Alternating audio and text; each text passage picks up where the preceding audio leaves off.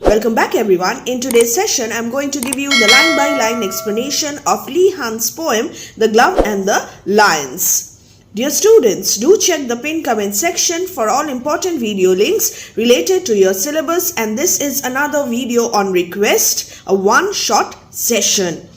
Take out treasure chest, page number 40, and let's read this section. This is extremely helpful for all your questions and answers. Set against a medieval backdrop where valor and gallantry are prized. Valor and gallantry, bravery and courage are prized. Hunt's poem, The Glove and the Lions, is a humorous narrative. This is a humorous narrative poem that explores the dangers of allowing pride and vanity rather than love to dictate one's actions. The theme of this poem, especially in a romantic relationship. Hunt seems to be making a statement against the stereotyping of men as macho creatures who are engaged in a perpetual quest to prove themselves to their lady loves. This poem describes the dangerous games of love played in the royal court of the king and the consequences of going too far. And in such games, men had to play the macho part. So this is the stereotypical image of men that Leigh Hunt is speaking about in this poem. They have to perpetually go on proving themselves to their beloveds. The poem is to be read and enjoyed for its lyricism and gentle humor without trying to discover a central message or moral. So this is the theme, and now let's move on to the poem, The Glove and the Lions. We will justify the title once we finish the line-by-line explanation. King Francis was a hearty king and loved a royal sport. The name of the king, King Francis. What kind of a king was he? He was a hearty king. Hearty, full of warmth and friendliness. And here it is used to describe King Francis as a jovial and enthusiastic person. And loved a royal sport. Royal sport, a pastime or form of entertainment favored by the members of the royalty. Here it refers to the lion fight King Francis is watching. The poem thus begins by introducing King Francis, who is described as lively and jovial and who enjoys a royal sport. And one day, as his lions fought, sat looking on the court. So one day, what was he doing? He was enjoying one such lion fight. The poet tells us that the king was watching his lions fighting one day, a sport for the royal court. The nobles filled the benches and the ladies in their pride. The audience consists of nobles, aristocrats and ladies dressed grandly in expensive and beautiful clothes and filled with a sense of pride and sense of their own importance. So self-pride and self-importance.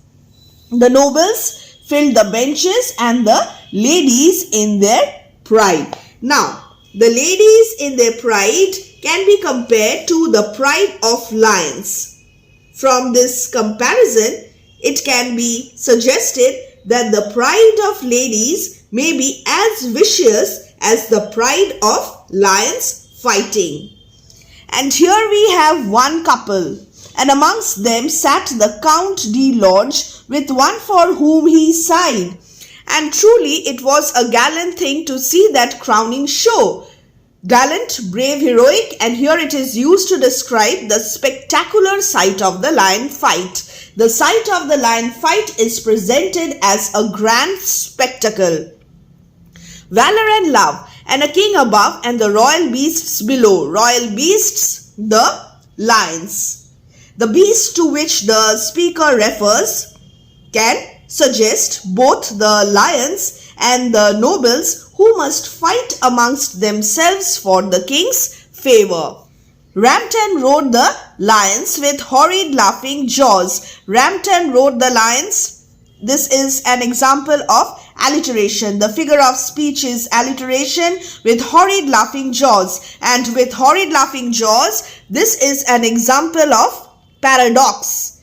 Paradox, a statement or a phrase that seems self-contradictory or absurd, but in reality expresses a possible truth with horrid laughing jaws.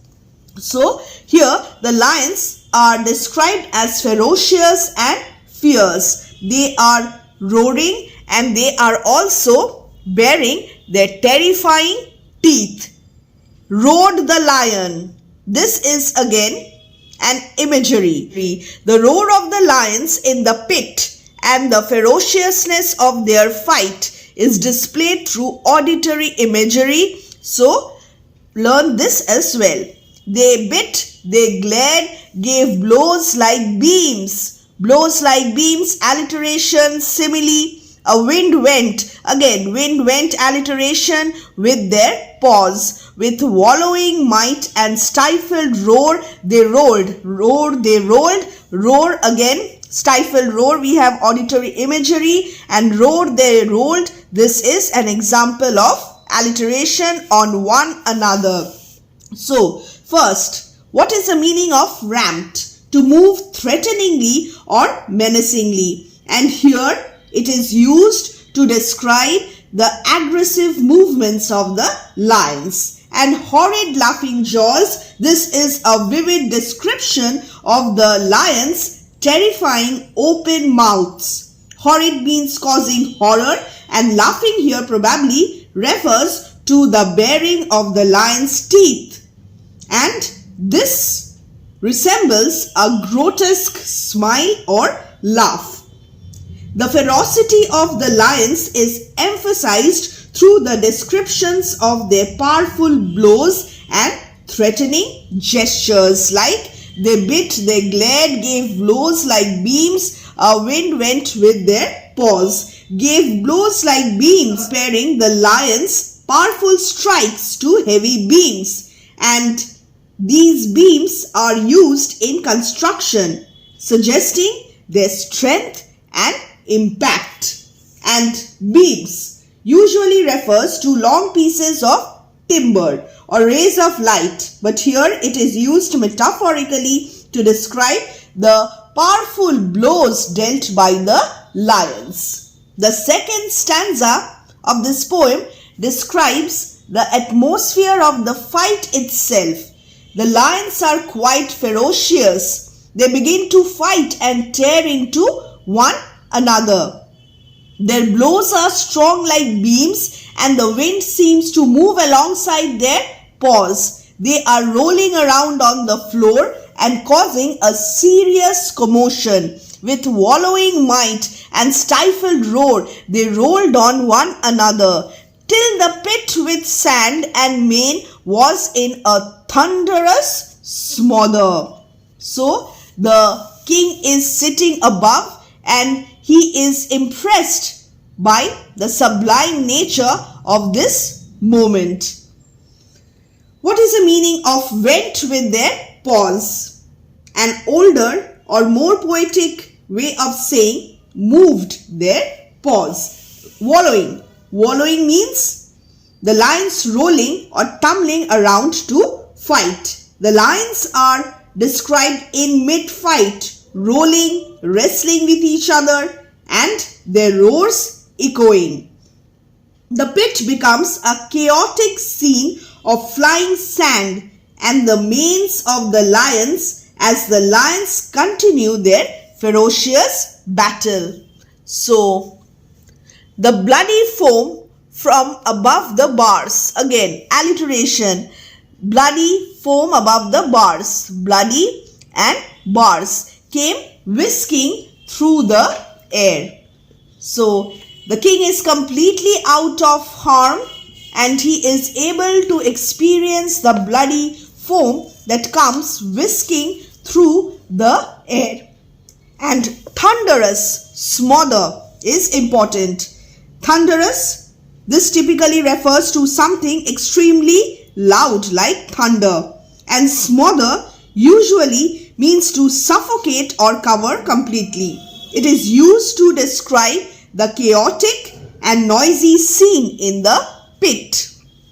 And the ferocity of the fight is such, the severity is such that bloody foam flies through the air, indicating the violent nature of the spectacle, the violence of the fight. Said Francis then, "Faith, gentlemen, we are better here than there. We are safe over here." So the king comments that they are lucky to be spectators rather than participants in the brutal fight, and this foreshadows the danger in which Count de Lodge will find himself in, because he will become a participant in the fight very soon in the poem due to a special reason, and we will see that. So the king also comments that we are safe, we are lucky to be sitting above. Our lives are not in danger. The fight is so brutal, it is so violent that we are lucky and we are safe over here. De Lodge's beloved overheard the king, a beauteous, lively dame. So this is the description of the beloved. A beautiful, lively young woman with smiling lips and sharp bright eyes, which always seemed the same. Alliteration, and smiling lips and sharp bright eyes, smiling and sharp, again alliteration. So the king amusingly states that he and the aristocrats, the nobles around him, the ladies are better off here than there in the pit with the lions. So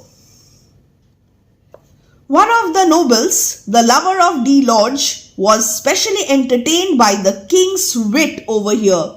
She turns and looks at him and smiles with her beautiful lips, and she also has sharp bright eyes. She sees the king and is awestruck of the king. He is mesmerized by his grandeur and strength, and she feels as if she must test her own lover de Lodge to see if he is as brave as the king seems to be. And she wants to be proven right that Count de Lodge is brave as brave can be, and that he would do wondrous things to show his love. So here we have irony. She thought, the Count, my lover, is brave as brave can be, the bravest of all. He surely would do wondrous things to show his love of me. King, ladies, lovers all look on. The occasion is divine. So the woman who is described as beautiful and vivacious, she overhears the king's comment. Overheard here meaning heard incidentally or by chance. Beauteous, lively dame. Beauteous is an archaic form of beautiful, and dame is an old-fashioned term for a woman. So we have an attractive and spirited woman who is the object of Count de Lodge's affection, and the poet provides more details.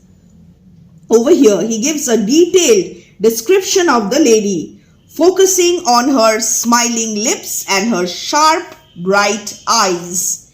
And she thought, the Count, my lover, is brave as brave can be. Again, alliteration. She believes Count de Lodge, her suitor, is extremely brave. She expects that the Count would go to great lengths to demonstrate his love for her. She wants to test the depth of his love for her. He surely would do wondrous things, something that is wonderful or amazing, to show his love of me. This is the vanity of this woman. She is beautiful, but vain. King, ladies, lovers all look on. Alliteration. The occasion is divine. Divine is used to refer to things related to God or a deity. But here it is used to express wonderfulness or excellence. I will drop my glove to prove his love. Great glory will be mine. So this is her motive. She wants to have great glory. She wants to be the center of attention over here. There is the king. There are aristocrats, nobles and other women, beautiful women of importance. But she will be the center of attention once her courageous, brave lover will prove his love for her. This is her plan. She comes to the conclusion that she will drop her glove into the pit, the dangerous pit with the lions, in the hope that her lover will jump in and retrieve the glove for her. A very foolish thing to do.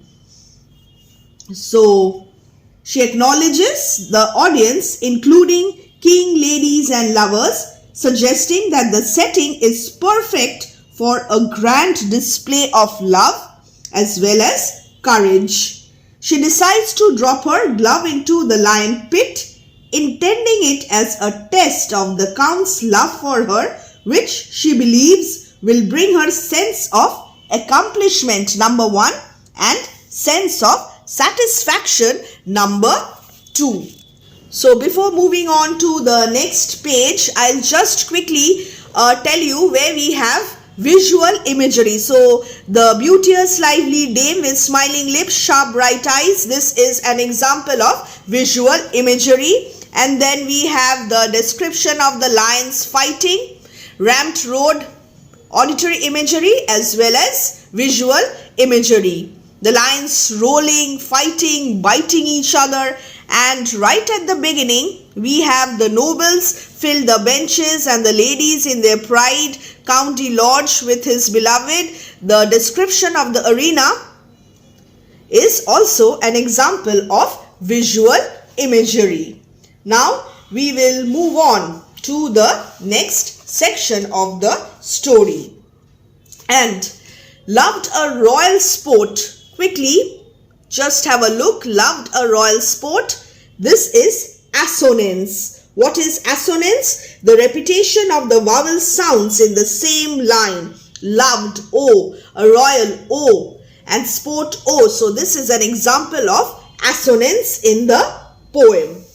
And simile, I have given you 2 examples already. Brave as brave can be and blows like beams. So figure of speech, we have discussed the figure of speech that are present in this page, page number 41.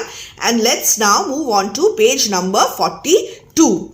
She dropped her glove to prove his love, then looked at him and smiled without any remorse. She is so vain, she is so foolish that she decides to plan this absurd game of love. He bowed and in a moment leaped among the lions wild. He did not hesitate. Unhesitatingly, the brave count leaped among the lions wild. Leaped and lions, alliteration. The lions down there, they were wild. But he did not think. He simply jumped into the pit. The leap was quick. Return was quick. He has regained his place.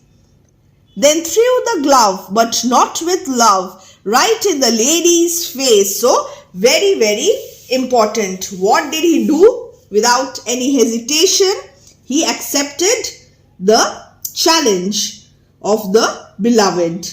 He bows in acknowledgement, immediately jumps into the pit with the wild lions. His actions are swift. He jumps into the lion pit, returns quickly, managing to reclaim his spot without being harmed.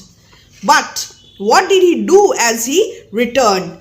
he had recovered the glove and he threw the glove at the beloved, but this time not with love. So this action shows his disdain for the lady. This is not a loving gesture, but there is disdain or rebuke in this gesture. "By God," said King Francis, "rightly done," and he rose from where he sat. "No love," quoth he, "but vanity sets love a task like that." King Francis exclaims in surprise, and he approves of the Count's action, standing up from his seat. The king concludes that the motivation of the actions driven by love in this situation were not genuine affection or care, but rather of self-importance or a desire to boost one's ego. And he implies that real love would not require someone to risk their life in such a way. So here we have the lady's vanity and ego exposed. So there are some other figures of speech as well. What are they? Quickly see, it's there on the screen. Number 1, personification. The poet uses personification to give human characteristics to non-human entities. Horrid laughing jaws attributes a human action laughing to the lion's jaws. And we also have irony in this poem. The poet uses irony, and in the end, the lady expects a display of love from the Count, but he throws a glove in her face, a distinctly unloving gesture, and this is ironical. And we also have symbolism. The glove symbolizes the lady's test of love, and this is the justification of the title as well. And the lions symbolize danger and challenges. And we also have hyperbole. Hyperbole, exaggeration. And exaggeration is used to emphasize the danger of the lions, the ferocity of the lions. Describing their blows like beams is slightly an exaggeration of their actual strength. Now, very quickly, let me just justify the title, The Glove and the Lions. The glove symbolizes a lady's test of love. I just discussed this with you. And now, the lions symbolize challenge. So, we will have to justify the title using these two concepts. So, this is a simple title, The Glove and the Lions, but both the terms are used symbolically over here. The glove is the item dropped by the lady into the lion pit as a challenge to her suitor. The glove thus becomes a symbol of the lady's test of the Count's love and bravery. And the glove also symbolizes her vanity, as she is more interested in creating a grand spectacle and proving a point. She does not consider the risk that she puts the Count in. And the lions represent the dangerous obstacle that the Count must face to prove his love. The glove and the lions together thus tells the whole story. This is a tale of love, vanity, courage and danger set against the backdrop of a royal spectacle. The poet introduces the key elements of his narrative right at the beginning, and he hints at the challenges and conflicts that will arise within the narrative. So, the title is straightforward, symbolic, pointing to the physical objects within the narrative, while also hinting at the deeper themes and conflicts at play within the narrative. So this is the title.